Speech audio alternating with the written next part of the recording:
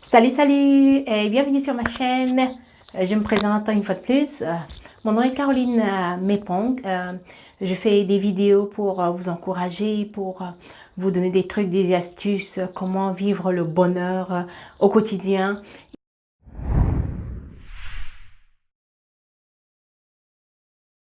Je vous souhaite une bienvenue particulière à ceux qui nous rejoignent pour la première fois. Si c'est votre première vidéo que vous regardez, alors bienvenue. Je vous invite à aller regarder les autres vidéos. Aujourd'hui, nous faisons un résumé des 10 étapes pour le bonheur. La série est intitulée « Le bonheur en 10 étapes simples ».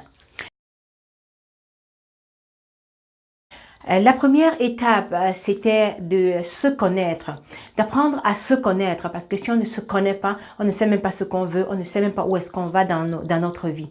Alors, c'était un exercice qui permettait de se connaître, de faire une introspection pour savoir qui est-ce que je suis et qu'est-ce que je veux dans la vie.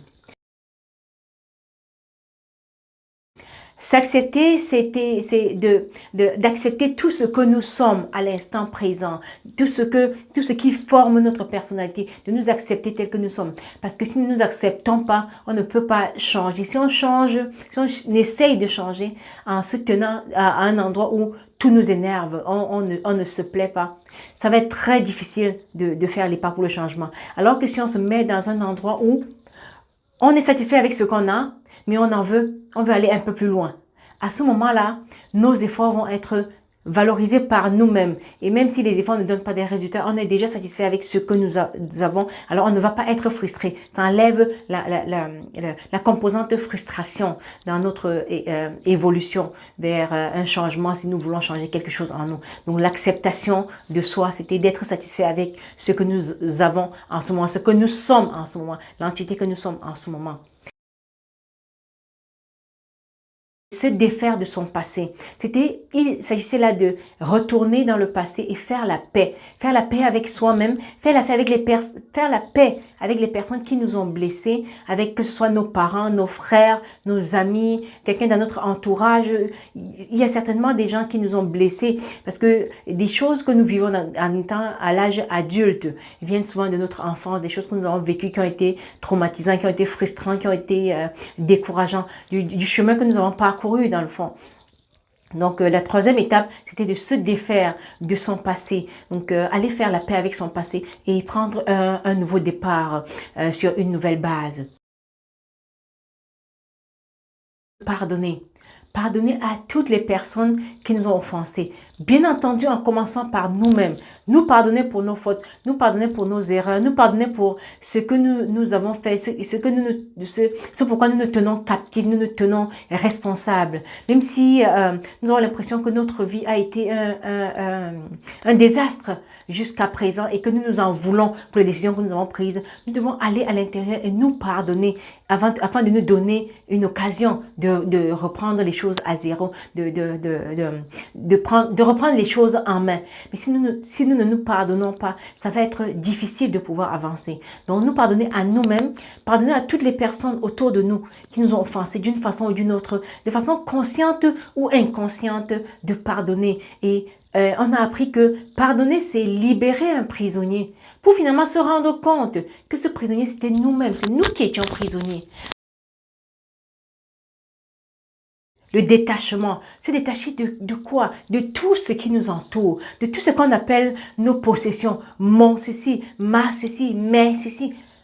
De nous détacher de toutes ces choses-là, tout en assumant que ces choses sont temporaires et qu'on peut les avoir aujourd'hui et demain on peut les perdre et qu'on peut en bénéficier aujourd'hui et demain on peut ne plus les avoir. Nous devons nous détacher de nos relations, de nos possessions, de notre personne, de nos diplômes, de tout ce qui est autour de nous. Se détacher, ça veut dire couper les ponts, les liens de dépendance, parce que c'est toutes ces choses-là qui nous rendent dépendants, qui rendent dépendants de notre vie. Et c'est ça qui va créer créer ces difficultés-là à traverser, ce stress-là, lorsque nous perdons nos possessions, que ce soit notre voiture, si nous faisons un accident et qu'on n'est pas capable de digérer l'accident parce que c'était du matériel qui nous était cher, là il y a un problème. C'est pour ça qu'on doit être détaché. Nous l'avons comme nous ne pouvons plus l'avoir demain. Même nos relations, nos parents, nous les avons, nous pouvons ne pas les avoir demain. Nos frères, nos sœurs, nous les avons, nous pouvons ne pas les avoir demain. Donc vivre ce détachement, être détaché de toutes choses, se placer à un endroit de détachement pour entretenir des relations d'interdépendance avec toutes les personnes qui nous entourent et non des relations de dépendance. Parce que les relations de dépendance, c'est ça qui finit par être toxique parce que c'est une source de stress et le stress dans l'organisme, on sécrète de l'adrénaline et l'adrénaline, ce n'est pas bon, ça va aller forger des maladies dans notre organisme, entre autres le cancer et d'autres choses. C'est cet excès d'adrénaline là qui va aller nous rendre malades d'une façon ou d'une autre. Donc, quand on apprend à se détacher, on peut vivre une meilleure vie, une vie plus indépendante. Changer nos pensées. On a vu comment on pouvait changer nos pensées. Changer nos pensées, c'est adopter des attitudes positives, changer de paradigme, sortir du courant de pensée que nous avons construit depuis notre enfance et puis se mettre dans un endroit de nouveau départ où on prend les choses en main et on fait un recommencement. On se met dans un endroit où on a comme oublié tout ce qui est dans le passé, parce que c'est notre passé qui forge notre façon de penser, et c'est notre façon de penser qui va lier et créer notre destin. Or, si on veut changer notre destin, si on veut changer le cours de notre vie, nous devons changer nos pensées, adopter de la proactivité, adopter des pensées positives, de l'optimisme. Alors, c'était l'une des étapes au bonheur, c'est changer sa façon de penser. Se permettre de rêver grand, c'est-à-dire avoir une grande vision de notre vie. Parce que notre vision détermine où est-ce que nous voulons aller. J'aime ce sous-titre dans le livre de Stephen R. Covey qui dit les 7 habitudes de ceux qui réalisent tout ce qu'ils entreprennent. L'habitude numéro 2, c'est savoir dès le départ où vous voulez aller. C'est-à-dire avoir une vision de votre vie, avoir un rêve pour votre vie, savoir dès le départ où est-ce qu'on veut atterrir et savoir viser grand. Si nous voulons rêver, visons la lune, visons très grand. Parce que si on vise la lune et que finalement à la fin on rate la lune, on va tomber au moins parmi les étoiles. Mais si on vise la toiture de notre voisin, c'est sûr qu'on va tomber au mieux sur sa toiture, au pire dans notre cour. On va pas aller bien plus loin, on va pas traverser la rue. Alors, rêver grand, c'est très important si on veut vivre une vie de grandes ambitions, une vie d'accomplissement. Bien s'entourer. Bien s'entourer, ça veut dire savoir trier, savoir faire le tri des personnes qui nous entourent, qui influencent notre vie. Savoir faire le tri des personnes qui entrent dans notre cercle restreint d'influence. Étant donné cette parole qui dit « Vous êtes la somme des 5 personnes les plus proches de vous ». Donc, savoir trier, savoir tamiser pour avoir les 5 bonnes personnes, les 5 personnes à qui nous voulons ressembler autour de nous, les personnes les plus proches de notre cercle. Donc, ça, c'est savoir s'entourer, bien s'entourer des personnes qui partagent notre vision ou notre positivité ou notre façon de voir la vie pour pouvoir s'encourager mutuellement, pour pouvoir analyser les situations mutuellement et pouvoir avancer. Et puis aussi, bien s'entourer, c'est aussi d'avoir des personnes ressources, des mentors à qui nous voulons ressembler, qui ont réussi dans un domaine de la vie que nous voulons développer. Et nous les suivons, que ce soit de près ou de loin, ou à distance, ou même par des lectures, des bibliographies, de les suivre pour connaître leurs secrets, pour apprendre de leurs expériences. Ça, c'est bien s'entourer. S'attacher à plus grand que soi, faire partie de quelque chose de plus grand, le reconnaître en fait. La première chose la plus grande dans l'univers, c'est Dieu, le créateur de tout l'univers, de tout ce qui nous entoure. Donc nous devons savoir que nous sommes une partie, nous sommes la créature d'un créateur, de quelqu'un qui tient les rênes et qui dirige les choses. Et donc, nous devons être conscients de cela. La conscience de cela, ça nous rappelle que nous sommes aussi capables de créer parce que nous avons été créés à l'image de Dieu.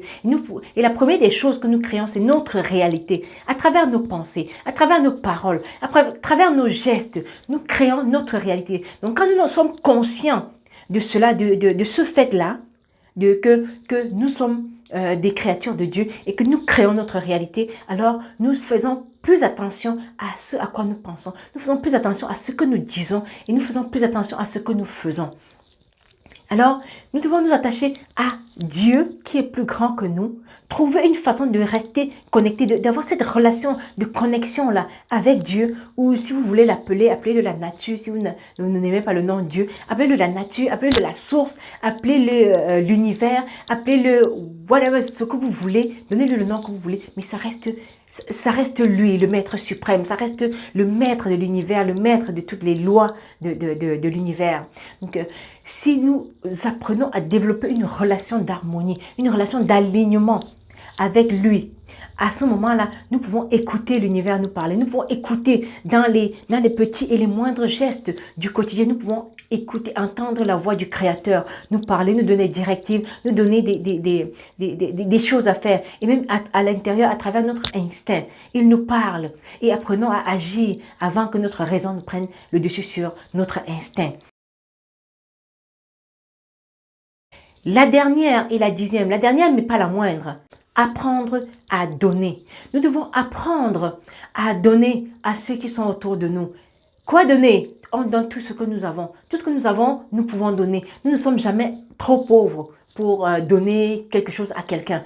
Même si c'est juste un sourire, c'est beau. Même si c'est une parole de réconfort, une parole d'encouragement, une parole qui félicite quelqu'un, une parole qui réjouit un cœur.